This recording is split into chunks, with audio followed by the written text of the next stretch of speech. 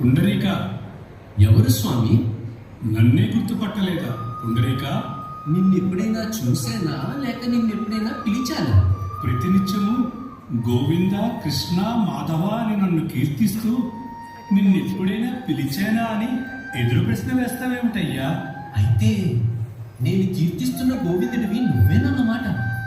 ఇన్నాళ్ళకు నా పిలుపు వినిపించుకున్నావన్నమాట. వినిపించుకోవడం ఏమిటయ్యా? నీ సంకీర్తనకి సంతోషించి పరవశించిపోయి నీకు దర్శనమిద్దామని వస్తే ప్రశ్నలు వేస్తూ కాలక్షేపం చేస్తావేమిటయ్యా? నేనెప్పుడు దర్శనమిస్తానా అని ఎదురు చూస్తూ నా దర్శనం చేసుకుని తరిద్దామని ఎంతో మంది భక్తులు తహతహలాడుతూ ఉంటే నువ్వు నేను వచ్చి పిలుస్తూ ఉంటే జాబు చేస్తావే? త్వరగా రా. పితృవాక్య పరిపాలకుడివి, సత్యవాక్య పరిపాలకుడివి నువ్వు. మాతృదేవో భవ, పితృదేవో భవ అని ఉపనిషత్తులలో చెప్పిన వాడివి నువ్వే కదా. మరి తండ్రి గారి సేవ చేస్తున్నానే, నేను లేచి వచ్చేస్తే వారికి నిద్రాభంగం అవుతుందే. నన్ను తండ్రి సేవ వదిలిపెట్టి రమ్మనడం ధర్మమా గోవిందా?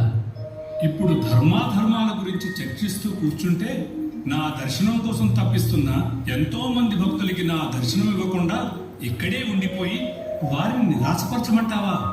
నా భక్తుడిగా ఇది నీకు ధర్మమా చెప్పు.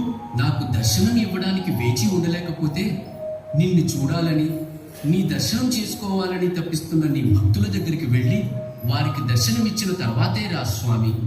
నాన్నగారు దైవంతో సమానమే, వారి సేవ వదిలి రాలేను కదా గోవింద. నా పరిస్థితి అర్థం చేసుకుని నువ్వే ఎలాగో సర్దుకుపోవాలి. నేనింకా నీతో మాట్లాడుతూ ఉంటే నాన్నగారికి నిద్రాభంగం అవుతుంది కదా. నన్ను తండ్రి గారి సేవ వదిలి రమ్మనడు ధర్మమూర్తివి, నీకు తగునా గోవిందా? నువ్వు చెప్పింది సమంజసంగానే ఉంది పుండరీక. ధర్మాలన్నీ నేను ప్రతి అవతారంలోనే బోధించి ఆచరించిన వాడిని. నిన్ను తండ్రి సేవ వదిలి రమ్మనడం భావ్యం కాదులే. ఇప్పటికైనా అర్థం చేసుకున్నావు స్వామి. నీకు శతకోటి వందనాలు. నాన్నగారు నిద్రపోయే వరకు నా కోసం కాస్త వేచి ఉండు స్వామి. సూర్యుడు భగభగ మండిపోతూ ఉంటే ఈ ఎండలో ఎక్కడ వేచి ఉండమన్నావయ్యా? సకల సృష్టికి ఆధారభూతుడువైన నిన్ని ఎండ తాకగలదా? నీకు బాధ కలిగించగలదా?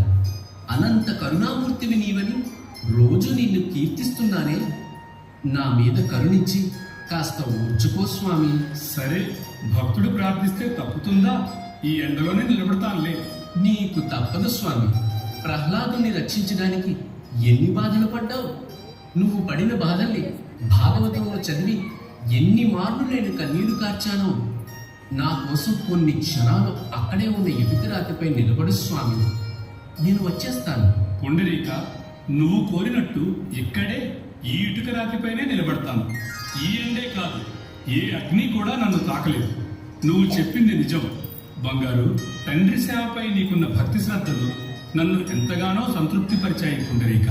స్వామి, అనంత కరుణామూర్తివి నీవని, నా విశ్వాసం సత్యమని రుజువు చేశావు. నా కోసం ఎండలో ఇటుక రాతిపై నిలబడి వేచి ఉండటానికి సిద్ధపడ్డావు. భక్తులంటే నీకు పంచ ప్రాణాలని ఇప్పుడు నాకు అర్థమైంది స్వామి. నాన్నగారు నిద్రపోగానే వస్తాను గోవింద. నీ తండ్రి సేవ చెయ్యి. నువ్వు లేచి రావాల్సిన అవసరం లేదు. నేనే నీ కోసం వేచి ఉంటాను.